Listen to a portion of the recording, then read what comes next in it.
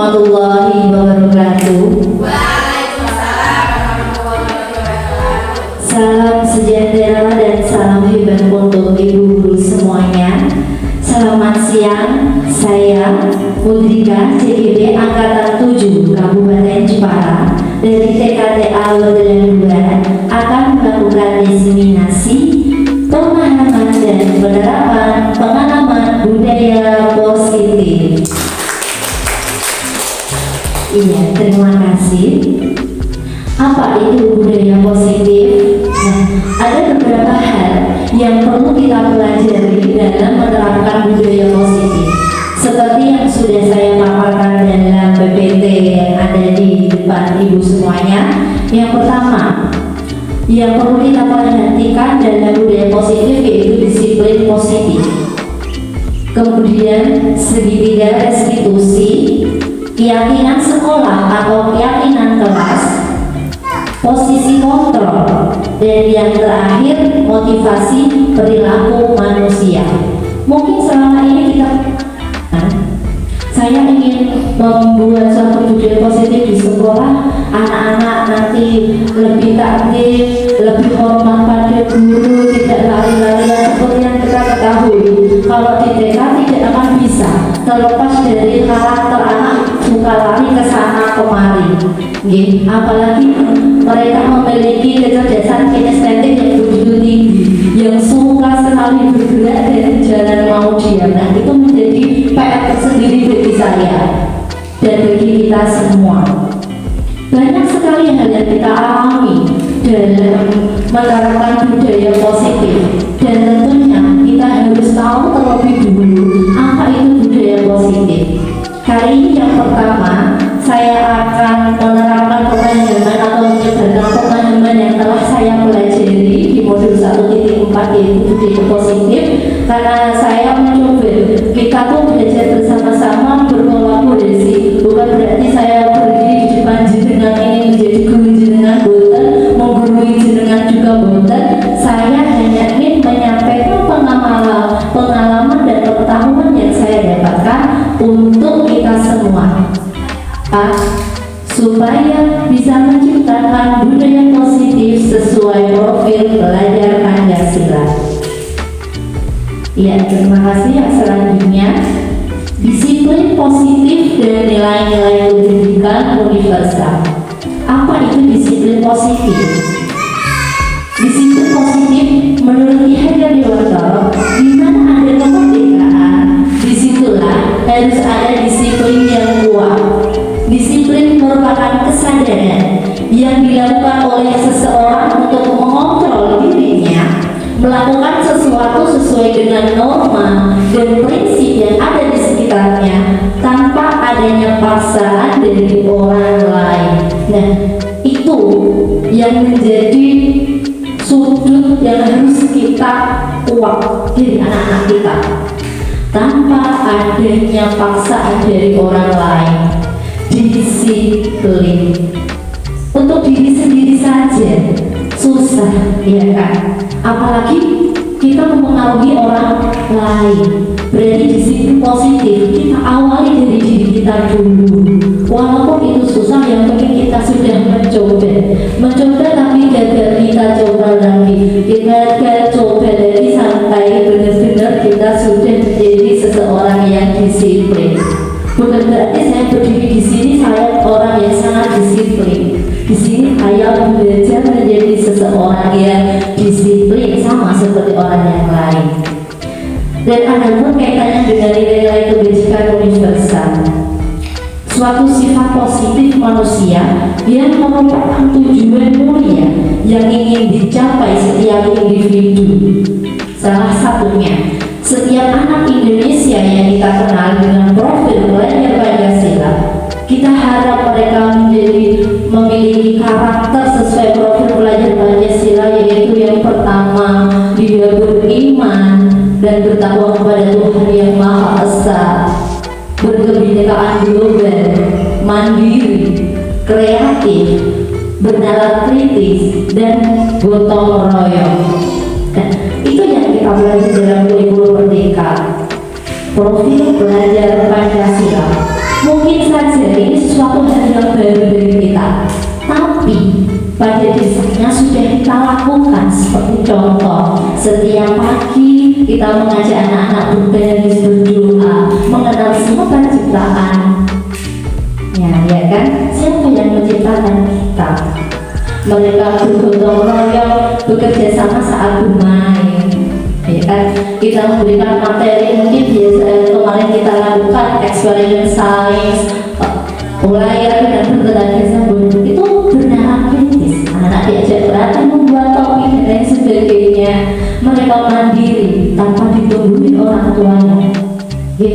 Dan berkebinekaan global. Setiap perpisahan sekolah kita menampilkan pentas seni, menampilkan tari-tari daerah, tari Islami, dan itu merupakan salah satu berkebinekaan global. Sudah kita lakukan, akan tetapi mungkin bahasa yang selama ini masih sesuatu yang baru dan iya sudah kita lakukan, kan begitu ya. Dan alhamdulillahnya sudah dilakukan, kita hanya perlu memperbaiki nilai-nilai kebajikan dari diri anak kita, potensi dalam diri mereka, supaya mereka menjadi yang profil belajar Pancasila.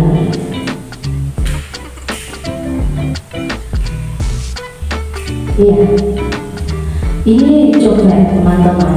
Di sini kan ada 6 gift, kita berpasangan. Ada suatu kasus, coba buka. Di sini A mengepal tangan. Coba berarti dikepal tangannya sebagai A. Ya, buku sebagai B yang berusaha membuka kepala Bu Hartini. Begitu pula Bu Mila mengepal tangannya, Bu Risna mencoba membuka. Begitu pula Bu Sri mengepal tangannya, Bu Pipit berusaha membuka. Nah, apakah jenengan akan tetap mengepal tangan ataukah membuka sesuai dengan rujukan rayuan jika dari rekan Anda atau dari orang lain? Oke. Di sini mengapa? Apakah Anda atau B? Anda tadi yang mengepal tangan D, dan yang B tadi yang mencoba untuk membuka kepala tangan. Apakah Anda akan mengepal atau membuka itu? Oke, bisa perwakilan Bu Sri, apakah jenengan membuka atau mengepal? Membuka. Oke. Mengapa Anda membuka kepala tangan Anda itu? Mau berjawab?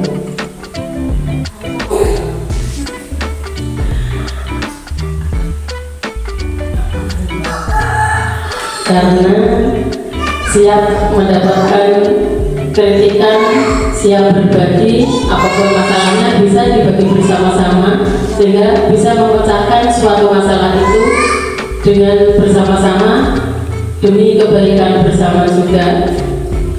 Terima kasih. Ya, kita beri aplaus T-Alima. Terima kasih.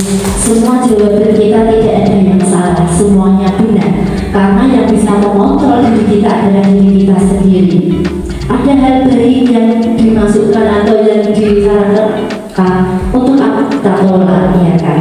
Kita bisa membukanya dan kita bisa menutupnya kembali apabila saat itu tidak masuk akal dan tidak bisa diterima. Nah, sekarang coba berbilang, apakah jenengan tetap menggengam atau membuka? Iya, menggengam. Coba jelaskan alasannya jenengan tetap menggenggam apa yang jenengan pegang itu. Terima kasih Bu Ika. Mungkin saya dengan alasan bukan berbeda sama Bu Sri gitu, tapi saya menggenggam tangan dan tetap menggenggam tangan itu karena saya punya prinsip. Saya harus menganggap ini prinsip saya.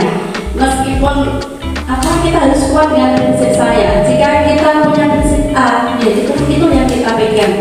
Bukan berarti kita kaku, bukan ya, tapi kita berusaha untuk mempertahankan prinsip. Seperti itu pentingnya. Terima kasih, luar biasa. Tepuk tangan untuk ibu guru yang ada di sini, dia sangat luar biasa. Dan itu tidak salah, kita punya prinsip dan harus kita jaga. Seperti halnya saya juga jika juga punya prinsip, akan saya jaga prinsip itu. Dan jika ada masukan yang bagus dan ternyata saya belum tahu akan itu, akan saya buka. Jadi entah kita membuka menutup itu tidak ada yang salah, sesuai dengan kondisi itu gitu. Nah, selanjutnya yang tadi disiplin positif sudah kita pelajari konsep dalam budaya positif ya. Selanjutnya segitiga restitusi. Pasti masih sesuatu yang terlihat asing. Apa itu segitiga restitusi ya kan?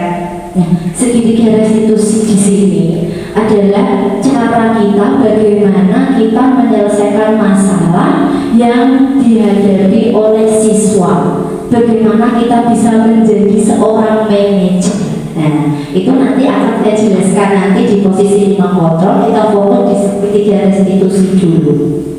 Ketika ada masalah yang dialami murid, misalnya kecelakaan kecil, dia bawa bekal makan, kemudian bekal makan itu tidak dihabiskan, melainkan dilempar-lemparkan ke temannya. Itu kan sesuatu yang menurut kita itu salah, tapi menurut dia tidak. Menurut dia, kita kan belum tahu apa alasan dia melempar makanan. Bagaimana untuk menyelesaikan masalah ini kita memerlukan segitiga restitusi, cara untuk menyelesaikan permasalahan. Jadi Pak murid, kita menstabilkan identitas dulu. Menstabilkan identitas di situ contohnya setiap orang pasti pernah melakukan kesalahan. Nah, kita ketahui dulu permasalahannya ini. Tadinya contoh tadi Bino misalnya melempar makanan yang dibawakan oleh budaya di rumah, itu dilempar-lemparin, tidak diberikan ke temannya tapi dilempar-lempar gitu. Kita tanya dulu, Mas Bino kenapa kok makanannya dilempar? Kita ketahui dulu permasalahannya. Jawabannya, saya suka main-main, kok saya bosan main. Lalu mungkin dia membutuhkan kebutuhan kesenangan, ya kebebasan. Berarti selama ini dia tidak bebas, terkekang, mungkin saja di rumah terlalu dikekang atau bagaimana. Kita kan tidak tahu. Kita hanya membersamai mereka tidak lebih dari 3 jam dan 21 jamnya berada di rumah. Nah, mungkin menurut kita dia salah, tapi dari sudut pandang yang lain dia benar karena dia membutuhkan kebutuhan kesenangan dan kebebasan itu tadi. Kemudian dalam menyelesaikan masalah yang kedua, validasi tindakan yang salah. Oke, menurut kita tadi kan salah masak makanan dilempar. Kita perlahan memberikan pemahaman pada dia, ini makanan rahmat dari Tuhan. Ini dibuat dengan jerih payah bunda kamu, diberi dengan uangnya didapatkan dari ayah bekerja. Kita jelaskan perlahan. Kamu tentu punya alasan melakukan hal itu, ya kan? Kita tanya. Dengarkan alasannya tadi, karena dia memerlukan kebutuhan kesenangan dan kebebasan. Dan nanti bisa kita arahkan, oh kalau kamu butuh kebebasan dan kesenangan, ayo kita main di luar kelas, kita lempar bola, ya kan? Kita lempar bola dengan teman-teman, melempar kanan. Nanti makanannya bezir, kan alangkah lebih baiknya makanan itu kita berikan teman yang tidak membawa bekal. Dia akan merasa, oh guru saya benar ya, tidak harus memberikan Dino, kenapa makanannya dilempar-lempar, emang ini yang buat ibu kesel-kesel. Bukan seperti itu bunda. Memang kita dekati dulu. Ya mungkin secara teori itu mudah. Saya bicara di depan sini mungkin terlihat mudah, tapi prakteknya memang agak susah. Apalagi objek yang kita hadapi adalah guru, anak TK, bukan anak jenjang SD, SMP ataupun SMA yang bisa kita kendalikan dengan mudahnya. Selanjutnya yaitu menanyakan keyakinan. Setelah kita ketahui lebih dalam, menanyakan keyakinannya. Kamu ingin menjadi orang yang seperti apa? Kamu melakukan itu alasan butuh kebebasan. Terus kamu itu ingin menjadi seperti apa? Nah, aku ingin menjadi seorang pilot. Saya di sini juga aku harus jadi dokter. Aku nggak suka dengan alasan bundaku, misalnya seperti itu. Kita menanyakan keyakinan, berikan keyakinan pada dia. Nah, ini berikan solusi. Di sini Bu Guru adalah bundanya Mas Dino, ya. Nanti Mas Dino jangan khawatir.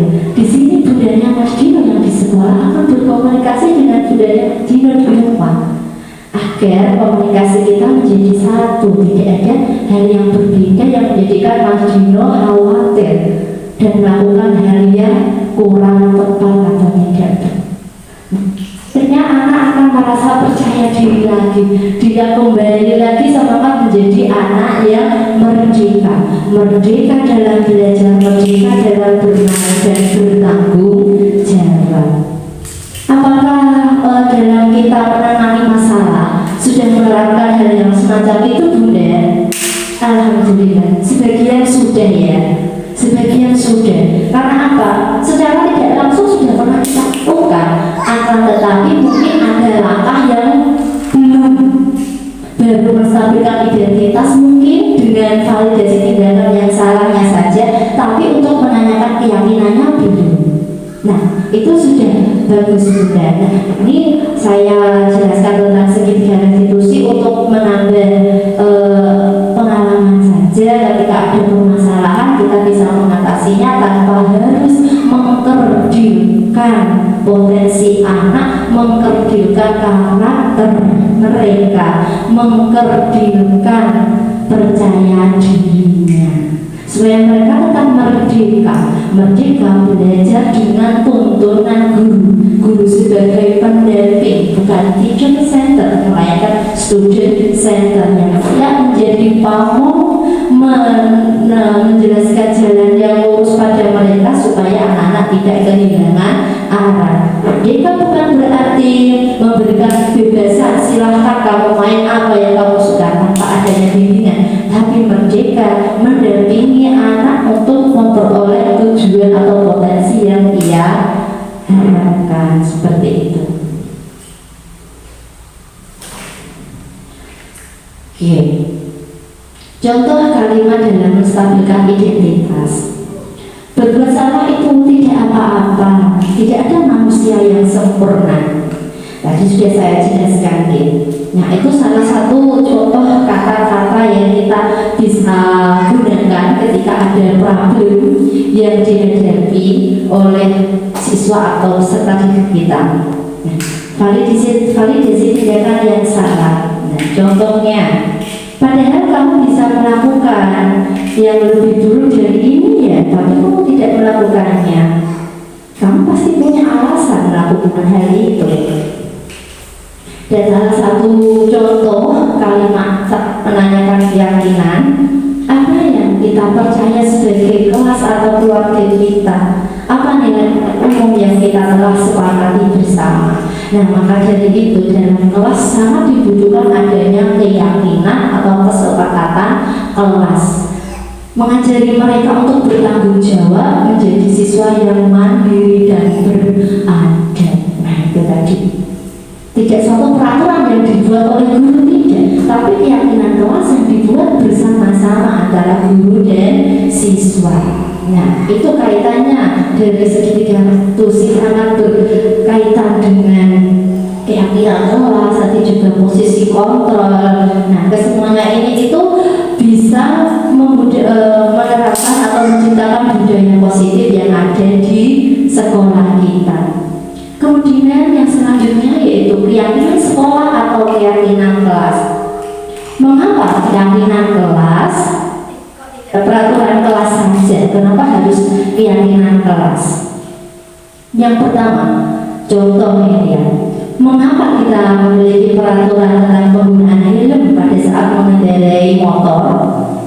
Kemungkinan jawaban kita adalah untuk keselamatan. Kemudian ada pertanyaan lagi, mengapa kita peraturan tentang penggunaan masker dan mencuci tangan setiap saat? Kemungkinan jawaban adalah untuk kesehatan. Nah, itu suatu peraturan. Mengapa keyakinan kelas kok tidak peraturan saja? Biasanya peraturan hanya dibuat oleh atasan saja tanpa adanya kesepakatan dengan anak, atau hanya peraturan yang dibuat yang diwakili oleh kepala dan guru saja tanpa menanyakan kepadaan apakah mereka mau atau tidak. Itu yang namanya peraturan sekolah, harus begini, harus begitu, misalnya. Tapi kalau keyakinan kelas, kita tawarkan pada anak, kita buat bersama-sama dengan mereka. Ada kesepakatan antara guru, kepala, dan murid. Jadi murid akan tumbuh rasa tanggung jawabnya. Oh iya, kemarin saya membuat keyakinan kelas bersama guru untuk melakukan ini dan tidak melakukan itu, tapi aku melanggarnya, berarti ada konsekuensi yang harus saya lakukan. Nah, semacam itu. Akhirnya anak akan oh iya, aku harus bertanggung jawab, tidak boleh lalai akan tugasnya, contohnya kayak gitu. Nah, dari kasus yang tadi, saat orang mengendarai motor, kemudian memakai masker, nilai-nilai keselamatan atau kesehatan inilah yang disebut sebagai suatu keyakinan. Hasil dari dibuat akan menghasilkan suatu keyakinan. Oh, kalau kita pakai helm akan membantu keselamatan kita di jalan. Berarti membantu keselamatan kita di jalan itulah yang dinamakan sebuah keyakinan. Peraturannya tadi kan harus memakai helm. Nah, kalau untuk menjaga keselamatan saat di jalan itu ya dinamakan keyakinan.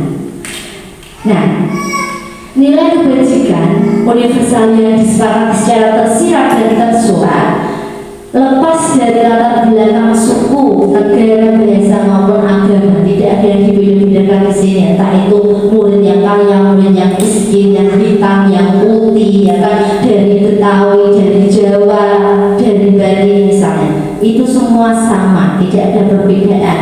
Kita namanya keyakinan kelas dibuat bersama-sama tanpa adanya bedakan. Setelah kita mengetahui seperti apa keyakinan kelas itu, kita pasti berandai-andai bagaimana cara membuat keyakinan kelas, seperti apa kamu ya? Ya, begini itu semuanya. Mempersilahkan warga sekolah atau murid-murid di sekolah atau di kelas. Nah, kalau di sini warga sekolah bisa guru, kepala, murid, orang tua, yayasan, dan tokoh masyarakat, warga sekolah ini. Kalau di lingkup kelas, guru dan murid, guru dengan persetujuan kepala sekolah. Nah, kita mempersilahkan mereka untuk bercurah pendapat di situ. Oke. Kemudian kita berikan sebuah kertas kecil, mempersilahkan mereka memberikan masukan-masukan, menulisnya dalam kertas. Kalau anak didik kita mungkin yang di kelompok bisa menulis sedikit-sedikit kata apa yang mereka inginkan. Biarkan saja mereka menulis apa yang kelas yang ingin mereka buat. Setelah mencatat semua masukan-masukan, kita susunlah tadi keyakinan kelas melalui catatan-catatan yang sudah anak-anak buat. Contohnya kalau misalkan ada kalimat negatif, jangan berlari di kelas atau di koridor. Nah, misalkan itu ya yang dibuat salah satu anak.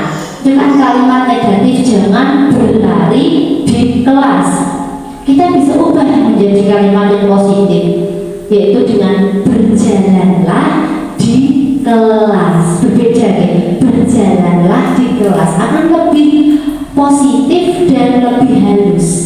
Berbeda dengan jangan berlari di kelas, kata jangan itu kurang tepat jika diterapkan di anak TK ataupun PAUD. Jangan itu cenderung memberikan pada mereka pemahaman rasa membuat bersalah, takut. Mereka akan takut dan tidak mau mencoba. Itu tadi minder, akhirnya dia kerdil, minder, penakut dari kata jangan. Jadi berjalanlah di kelas gitu ya. Setelah catatan tadi kita kumpulkan, kita tinjau kembali bersama-sama. Kira-kira masukan yang pertama bagus atau tidak, masukan yang kedua bagus atau tidak. Kita saring dulu, kita pilah-pilah. Setelah kita pilah, kita susun bersama-sama dengan murid, guru dan murid. Setelah kita susun, selanjutnya bisa ditempel di dinding, nah, bisa di sudut sana, bisa ditempel. Oke. Nah, seperti itulah bagaimana cara kita membuat sebuah keyakinan kelas.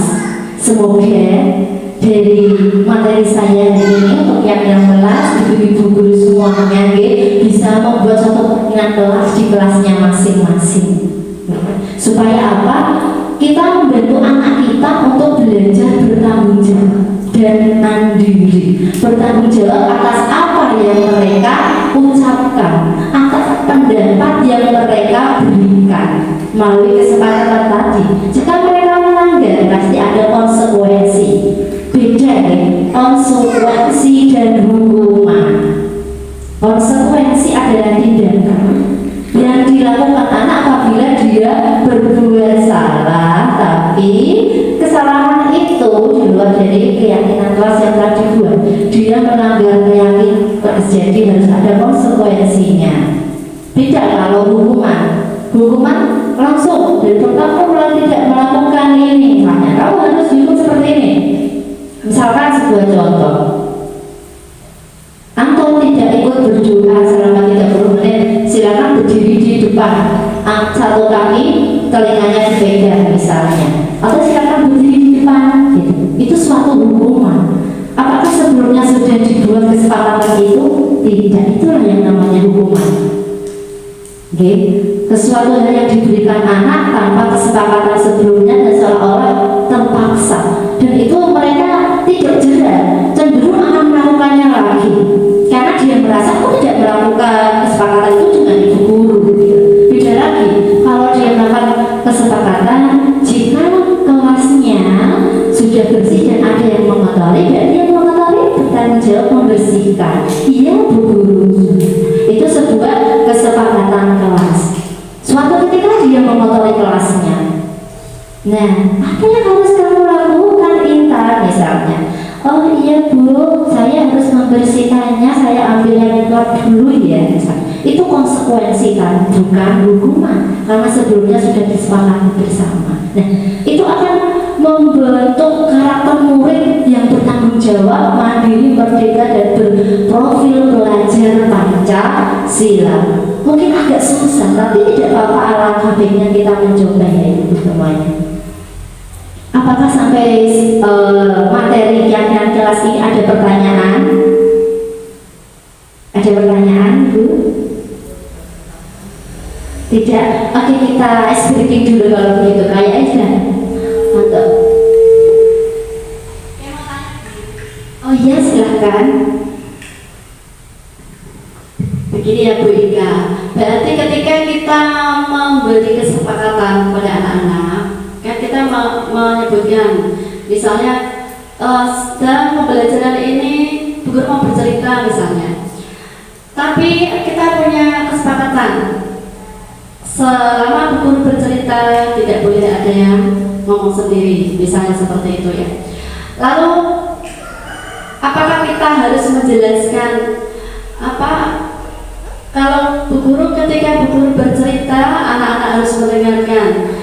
Tidak boleh ada yang ngomong. Kalau nanti ada yang ngomong, berarti itu melanggar kesepakatan. Nanti yang ngomong dikasih harus apa ya? Misal seperti itu. Berarti kita perlu menjelaskan seperti itu ya. Apa kita hanya anak-anak hari ini Bu Guru mau bercerita, tapi sebelum bercerita Bu Guru ada kesepakatan, tidak boleh ngomong pertama, yang kedua tidak boleh lari-lari, yang ketiga tidak boleh keluar kelas, misalnya seperti itu. Ya. Berarti kita memakai yang pertama ya. Berarti menunggu anak-anak menjawab dulu. Iya Bu Guru, nanti saya tidak mau ngomong. Berarti harus menunggu itu dulu ya. Baru menjelaskan ke kesepakatan yang berikutnya seperti itu ya Bu ya. Iya, luar biasa sekali. Kita beri aplaus buat Bu Mila. Nah, seperti itulah yang dinamakan kesepakatan kelas. Kita tawarkan dulu pada anak, bukan kita yang menawarkan, bukan kita yang menentukan, tapi anak-anak kita stimulasi dulu kan. Setelah mereka terstimulasi, mereka akan menentukan apa yang dia inginkan. Oh seperti ini Bu. Oh kalau Bu Guru bercerita harus diam Bu, nanti yang ngomong sendiri. Oh kalau yang ngomong sendiri nanti setelah saya cerita harus bercerita di depan Bu apa yang dia omongkan misalnya. Nah itu suatu bentuk keyakinan kelas. Ya luar biasa sekali, alhamdulillah. Kita lanjutkan yang selanjutnya, yaitu posisi kontrol. Nah, ada dua kasus di sini. Tisa dan Hana dipanggil masuk ke ruangan Ibu Dewi, seorang kepala sekolah di SMA Makmur.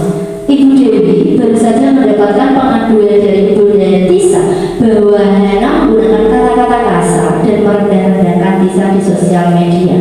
Begitu pula pada kasus yang kedua, yaitu Anto. Nah, dia jarang sekali hadir di pembelajaran jarak jauh, dan saat hendak datang dia pun mengucapkan kata-kata kasar pada temannya dan mengejek dalam kolom chat, dan itu membuat anak-anak terganggu dan walinya juga. Nah, pasti ada hal-hal yang menjadi keluhan di sini.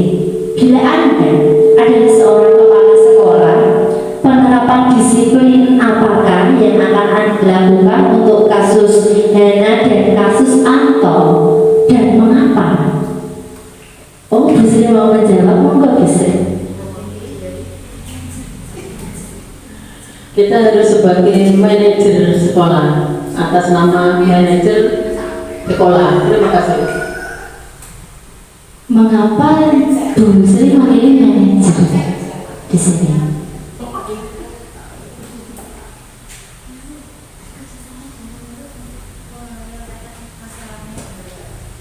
Kita bisa bekerja sama dengan murid untuk menyelesaikan masalah dengan mencari solusi dan memberikan arah-arahan kepada anak-anak supaya bisa berbuat baik bersama teman-teman dengan sesama, saling membantu, saling menolong, dan saling menyayangi. Begitu kira-kira. Iya, terima kasih Bu Sri. Bu Sri menjadi kepala sekolah berapa tahun Bu Sri? Alhamdulillah sudah 23 tahun. Alhamdulillah, luar biasa berkelanjutan Bu Sri. Nah, sudah tidak heran kok 43 tahun kalau menghadapi masalah seperti ini juga akan memilih posisi kontrol sebagai manajer. Pasti yang lain yang belum menjadi kepala di sini akan bertanya-tanya, posisi kontrol itu apa ya, kayak gitu. Akan saya jelaskan. Yang pertama, posisi kontrol ada 5, sebagai penghubung, pembuat merasa bersalah, teman, pemantau, dan manajer. Sebagai posisi penghubung di sini, dia akan memberikan hubungan fisik ataupun verbal. Dia menerapkan posisi penghubung dan berkata seperti ini. Contoh ini, kalau seorang penghubung ini patuhikan saja atau awas misalnya, suatu bentuk ancaman secara verbal di situ, walaupun tidak ada bentuk fisik ya. Kamu selalu saja salah, uang orang isona disambungin ngomong yona, misalnya itu ya. Mungkin secara verbal kita tidak sadar setelah mengucapkan hal itu, dan itu bisa menunjukkan kepercayaan diri anak. Ada suatu kasus, anak dari teman saya, gurunya selalu bilang begini, namanya kan Mila, kamu mulai iso sih, nah, kalau nulis ora iso, maca ora iso, nulis ngitung ora iso, kok ora iso, nah itu ya guru madrasah, ora iso misalnya. Karena keseringan selalu mengucapkan kata yang kasar, anak sampai rumah diajak belajar sama ibunya. Ya, dia belajar sama ibu, ini ngomong, ibu libur, kita belajar sama-sama. Enggak, kata bu guru, aku nggak bisa ya bu, aku nggak bisa apa-apa. Dan sampai sekarang nggak mau belajar. Itu loh, hanya omongan kecil kita yang kita tidak merasa, tapi sangat mengena pada anak. Engkau orang isoman. Beda. Mas Dino anaknya pasti bisa. Jangan bilang nggak bisa. Aku nyadar aku bisa. Berbeda. Walaupun dia akhirnya udah pati iso misalnya. Karena bukan bidangnya di situ. Dia hobinya di bidang seni. Kalau bidang yang eksak, dia akan mundur bisa. Tapi kita bilang dia pintar, rajin, semangat. Dia akan semangat walaupun bukan orang-orang karuan. Begitu ya. Selanjutnya jika kita menempatkan posisi kontrol sebagai pembuat merasa bersalah. Biasanya orang yang berpikir ini seorang guru menggunakan keliringan yang membuat orang lain merasa tidak nyaman dan orang lain itu selalu merasa bersalah dan merendahkan diri. Contoh, ibu sangat kecewa sekali dengan kamu. Berapa kali bapak harus memberitahu kamu ya? Kan misalnya aku sangat kecewa sama kamu. Ada yang berkomunikasi pada kita seperti kan pasti kita merasa bersalah ya. Ya aku melakukan kesalahan ya. Otomatisnya kan langsung down. Nah itu loh tadi. Anak langsung down dan semangatnya turun. Kemudian apabila kita menerapkan posisi kontrol guru menjadi teman, di sini baik akan tetapi lemah. Guru bisa menggunakan hubungan baik dan humor untuk mempengaruhi seseorang. Akan tetapi apabila suatu saat guru tersebut tidak membantu murid, maka murid akan kecewa dan berkata, saya pikir bapak atau ibu itu teman saya, tapi kok tidak bisa membantu saya. Nah itu tadi akhirnya dia kecewa sama gurunya. Nah itu, ayo bantulah demi bapak ya. Itu biasanya kata-kata seorang guru yang mencoba menjadi teman buat muridnya. Oke, selanjutnya pemantau. Posisi pemantau di sini berdasarkan pada peraturan dan konsekuensi biasanya. Contoh ini biasanya dilakukan oleh guru pengganti biasanya ya. Kalau ada jam kosong yang tidak hadir kan biasanya guru pendamping atau guru pengganti itu kan nggak tahu karakter anak ya, hanya bisa mengawasi saja misalnya.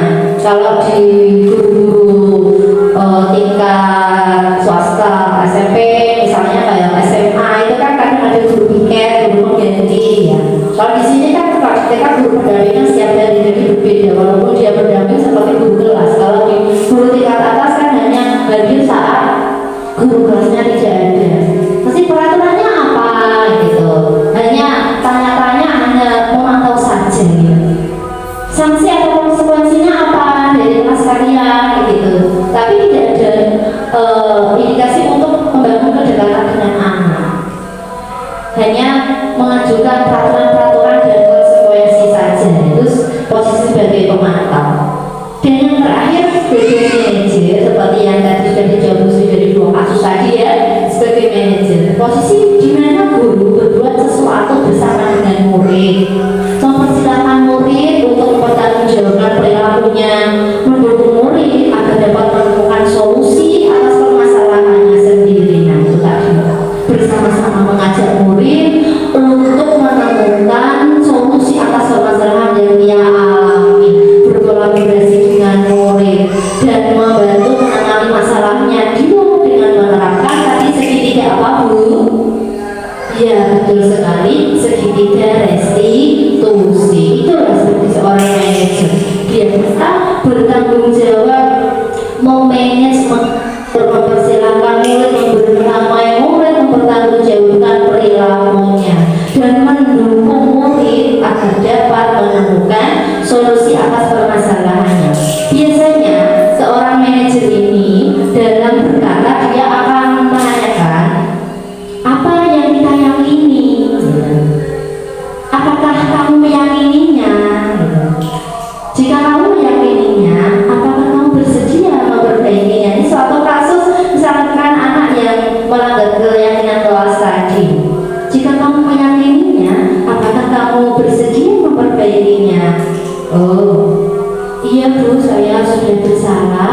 Jadi keyakinan kelas yang sudah saya buat sebelumnya perlu saya perbaiki lagi, gitu. Dan dibuat bersama lagi supaya dia tidak melakukan kesalahan yang sama. Biasanya seperti itu, anak akan lebih bertanggung jawab. Yang terakhir, motivasi perilaku manusia. Menurut Dian Kusen dalam bukunya Structural Discipline menyatakan ada 3 motivasi perilaku manusia. Yang pertama, motivasi eksternal untuk menghindari ketidaknyamanan atau hubungan, biasanya ambil zona aman saja. Yang kedua, untuk mendapatkan imbalan atau penghargaan dari orang lain, motivasi eksternal. menekankan dan menghargai diri sendiri dengan nilai-nilai yang mereka percaya, itu motivasi internal. Biasanya pada didik kita, mereka itu menghindari hukuman.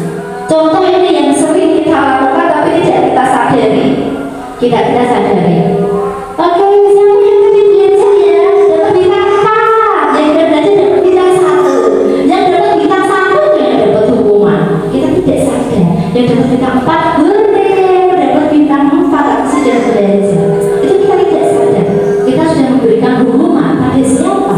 Pada yang mendapat bintang 1. Karena penghargaan seperti itu tidak perlu kita lakukan. Itu bisa kita hindari hal yang semacam itu, memberikan bintang, memberikan hadiah 1, hadiah semuanya, tidak dapat hadiah tidak semuanya. Contoh ini, anak ada yang motivasi yang eksternal ingin mendapatkan imbalan, apa yang bisa menjaga? Iya, contohnya, oh dapat 2.000 lele, oh dapat saweran 2.000 yang dapat, kalau karena yang tidak dapat promo, iya sedih. Nah itu tadi kan kecewa. Anak pandai bocah itu sepeda sing udine ilingan, aku kan paling apa bapak tunggu kalau ada guru. Itu yang berbeda. Oh anak terrajin, terdisiplin, terpintar, terpandai, oh dapat bingkisan dari guru. Yang lainnya, oke. Anak lebih baiknya semua kita beri bingkisan. Wow, anak-anak hebat semuanya. Ini dapat hadiah dari guru. Semester depan kita bisa belajar lebih rajin ya. Yang dapat cuma tidak terdisiplin, terrajin, terfavorit dan tertentu. Yang lainnya tidak, yang lain dari guru sampai rumah nangis. Aku nggak mau sekolah, aku nggak mau sekolah. Tidak dari guru. Ada positif, ada negatifnya. Monggo bisa kembali lagi ke diri kita masing-masing. Apakah mondolnya itu lebih besar ataukah lebih sedikit? Tapi sekedar saran, menjaga kepercayaan diri anak, menjaga hati mereka supaya mereka merasa dihargai, dicintai dan diakui keberadaannya. Bukan dia merasa aku paling bodoh sendiri di kelas makanya nggak dapat hadiah dari guru. Begitu gitu. Dan motivasi internal ini yang harus kita terapkan pada anak supaya mereka itu mau menghargai diri sendiri dengan nilai-nilai yang mereka percaya. So, kesimpulannya yang terakhir, guru sebaiknya menghindari pemberian penghargaan dan hukuman yang berlebihan untuk mengurangi atau meminimalisir motivasi eksternal dalam diri murid supaya disiplin positif tertanam dalam diri mereka atas kesadarannya tanpa adanya paksaan. Terima kasih Ibu Guru semuanya, demikian yang dapat saya sampaikan, semoga bermanfaat dan semoga Ibu semuanya diberi kesehatan, semangat untuk belajar, semangat untuk mengajarkan. Modal seorang guru adalah belajar. Siapa kita? Guru TK dengan 2. TK awal dengan 2. Semangat maju jaya. Apa yayasan kita? Muslimat NU. Muslimat NU. Jaya jaya jaya. Tepuk tangan untuk kita semua.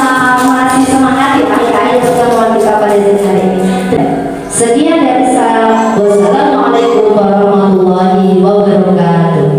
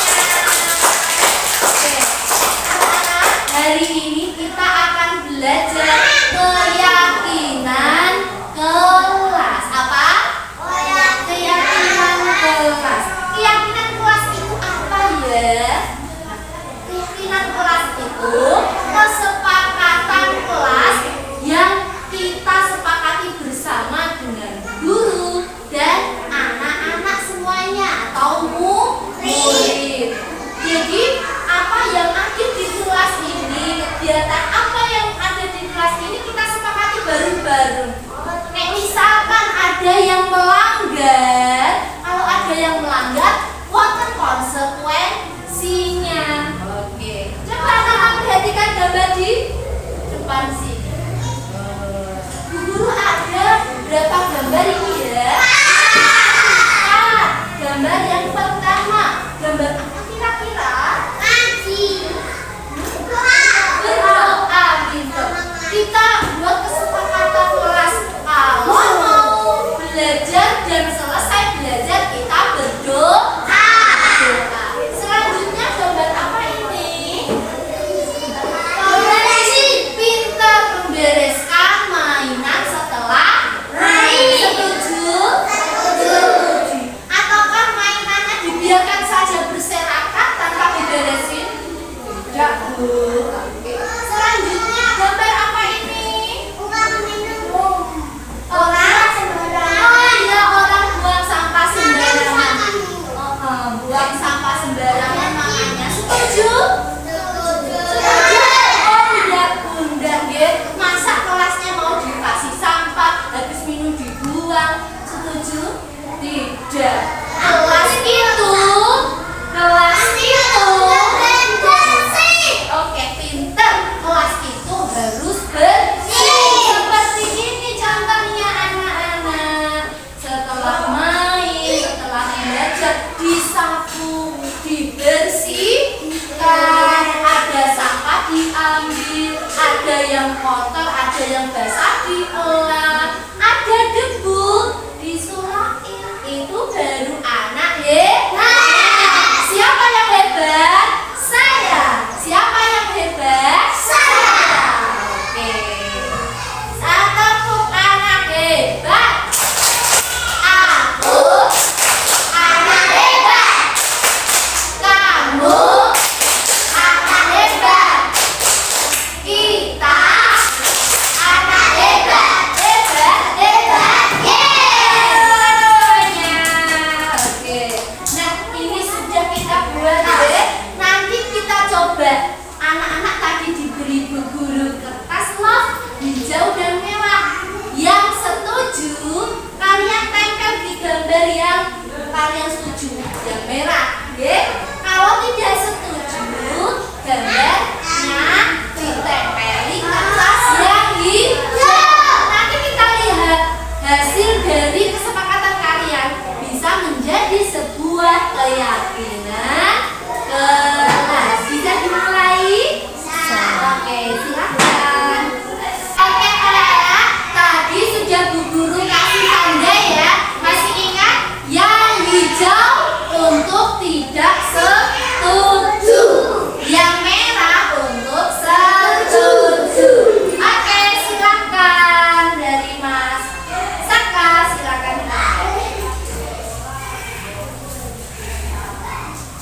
Jadi ambil semuanya, Mas. Gambarnya diambil semuanya. Tempel. Ayo, Mas.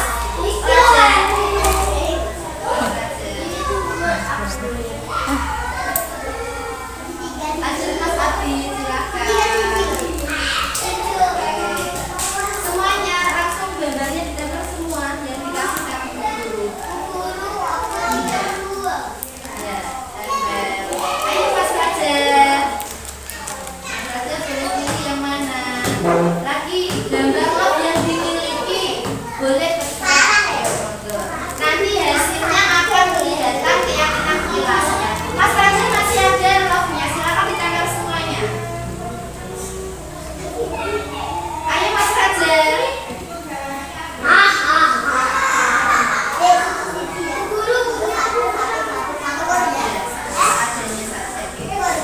Lanjut, nggak usah takut. Anak-anak nggak usah takut ya.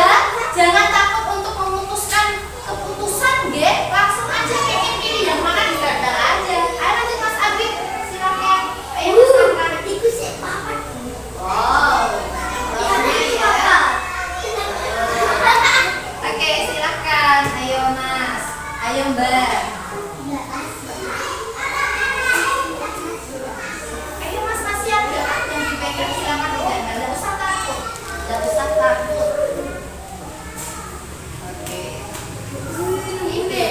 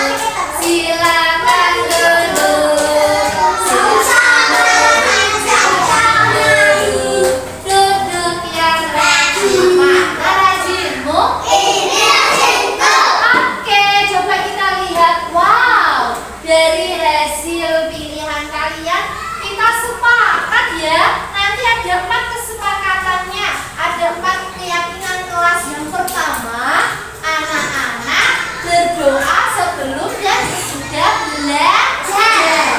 Yang kedua, anak-anak itu pintar membereskan mainan selesai bermain. Selanjutnya, anak-anak tidak boleh buang sampah harus buang sampah ke tempat sampah. Dan yang terakhir, anak-anak setuju ini ya, membersihkan ruang kelas setelah belajar dan bertanggung jawab membersihkan apabila ada yang mengotori. Kita sepakat keyakinan kelas kita, oke? Kita terapkan untuk selanjutnya, nggih? Setuju? Oke. Sekian materi hari ini tentang keyakinan kelas. Bu harap nanti bisa diterapkan untuk selanjutnya, nggih? Apabila ada yang melanggar, ada konsekuensinya. Oke. Dan dulu konsekuensi yang pertama, jika tidak mau berdoa, nanti berdoa sendiri. Jika kita belajar terus mainannya tidak dirapikan, dia bertanggung jawab merapikan. Apabila membuang sampah sembarangan, bertanggung jawab membersihkan. Setelah selesai belajar, apabila ada sampah, konsekuensinya apa kalau tidak melakukan? Pinter dibersihkan. Sekian dari Bu Guru. Wassalamualaikum warahmatullahi wabarakatuh. Ibu.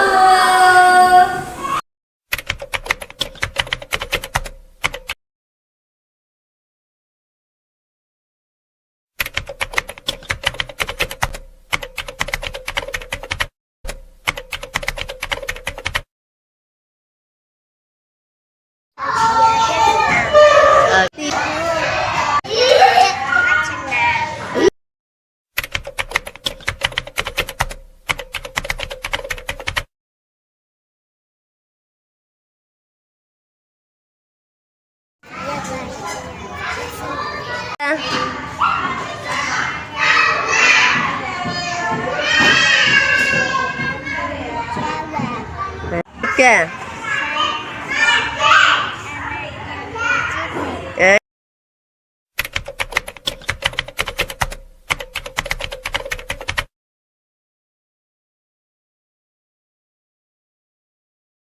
Menurut saya penerapan keyakinan kelas sangat bagus untuk membiasakan anak disiplin dan bertanggung jawab. Saya mendapatkan banyak ilmu dari kegiatan diseminasi budaya positif. Semoga pendidikan guru penggerak dapat menciptakan perubahan yang baik demi kemajuan pendidikan Indonesia. Bersyukur, alhamdulillah, saya senang sekali ada CGP di lembaga saya. Semoga nanti bisa memberi dampak positif kepada guru-guru di lembaga saya dan bisa memberikan ilmunya kepada guru-guru saya sehingga bisa meningkatkan kualitas pendidikan dan memberikan dampak positif, yaitu tanggung jawab atas dirinya dalam menjalankan kewajiban dan tugas sehari-hari, juga bisa diimplementasikan kepada anak didiknya sehingga menjadi anak didik yang selalu tanggung jawab terhadap tugas juga. Dan semoga dengan adanya CGP ini juga bisa nanti mengajak guru-guru yang lain untuk bisa mendaftarkan di CGP selanjutnya. Dan alhamdulillah di lembaga saya sudah ada guru yang mendaftar di CGP angkatan 9 dan 10. Semoga nanti bisa berjalan dengan lancar, bisa mengerjakan tugas-tugas yang diberikan secara baik dan benar sehingga bisa lolos mencapai nilai yang terbaik dalam CGP.